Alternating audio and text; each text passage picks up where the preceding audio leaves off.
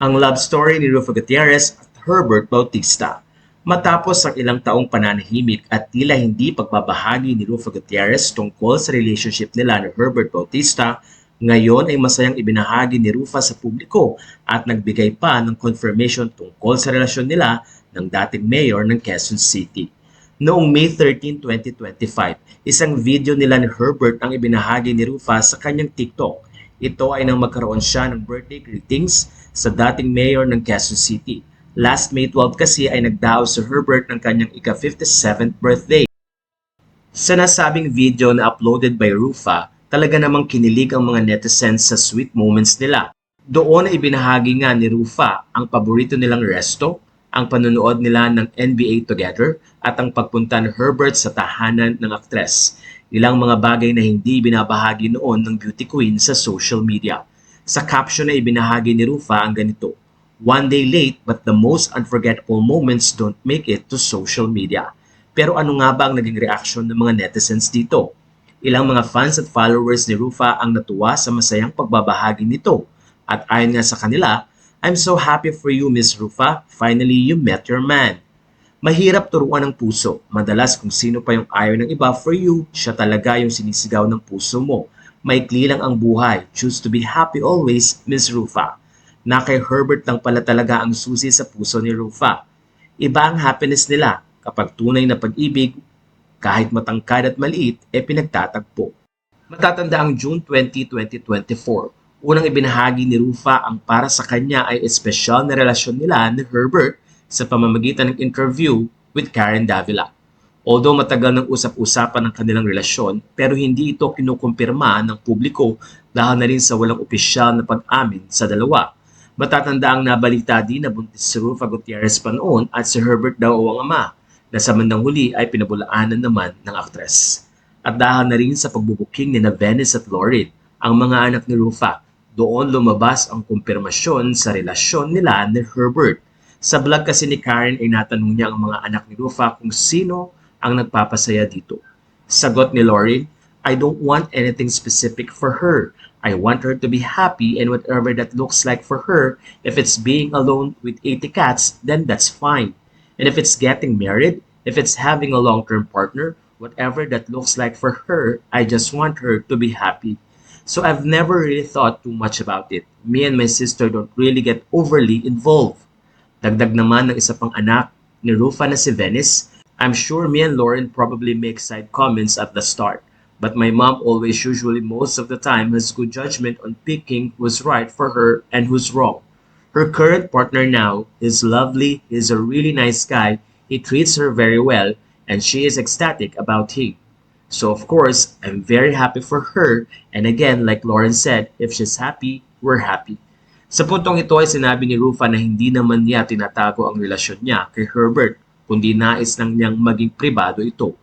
"I think now it's just better that a quiet personal life leads to more happiness. You know, it's not there to flaunt it na. Hey baby, good morning, I love you on Instagram. Like how cringe, diba? Parang you can flex slightly." Sinabi ni Rufa na hindi na kailangan pang ipakita sa social media ang kanilang pagmamahalan at sweetness. Pero paano nga ba nagsimula ang kanilang pag-iibigan? Ayon kay Rufa, sa set ng The House Arrest of Us noong 2020 nag-start ang lahat. Doon ay naging close sila at nagkapalagayan ng loob. Ang The House Arrest of Us ay pinagbibidahan ng dating magkarelasyon na sina Catherine Bernardo at Daniel Padilla na napapanood sa Netflix. At kasama sa cast ni Rufo Gutierrez at Herbert na gumanap bilang mga magulang ni Catherine. Pero ano nga ba ang estado ng relasyon ni Rufa sa kanyang dating asawa na si Ilmas? Matatandang si Rufa ay kinasal sa Turkish businessman na si Ilmas Bektas noong 2003. Halos 5 taon din ang kanilang pagsasama bilang mag-asawa at nagkaroon ng 2 anak. Taong 2007 naman nang lumabas ang joint statement nila tungkol sa kanilang paghihiwalay.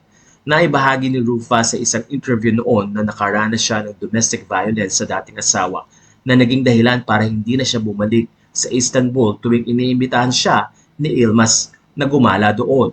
February 2012 naman nang matanggap ni Rufa ang pagwawalang bisa sa kasal niya kay Ilmas Bektas na ibinahagi ng Taguig Regional Trial Court. Psychological incapacity ang naging dahilan ng korte para mawalang bisa ang kasal ni Rufa at ni Ilmas na ginanap noon sa NBC 10, March 25, 2003. Ibinigay din kay Rufa Gutierrez ang kustudiya para sa kanilang dalawang anak na sina Lauren at Venice na menor de edad pa ng mga taong iyon.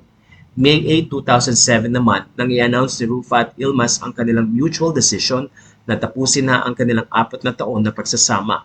2009 na mag-file si Rufa ng ma-annul ang kanilang kasal ni Ilmas.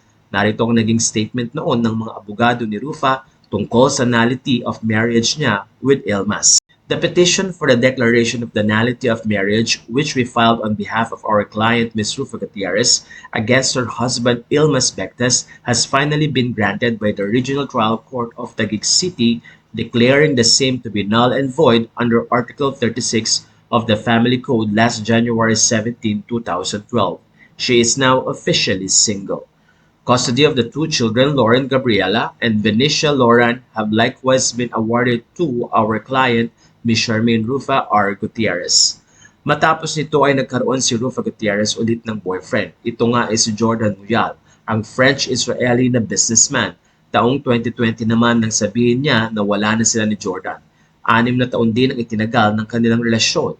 At pagdating nga ng 2025, sinabi ni Rufa na nais siyang balikan ni Ilmas. Pero ayon kay Rufa, hindi na siya makikipagbalikan sa dating asawa na si Ilmas Bectas.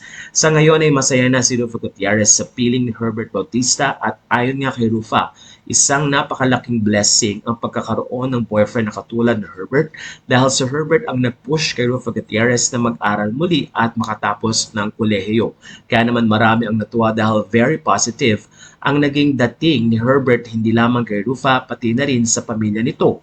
Matatanda ang botong-boto din ang ina ni Rufa Gutierrez na si Annabel Rama pagdating sa relasyon ni Rufa at Herbert Bautista.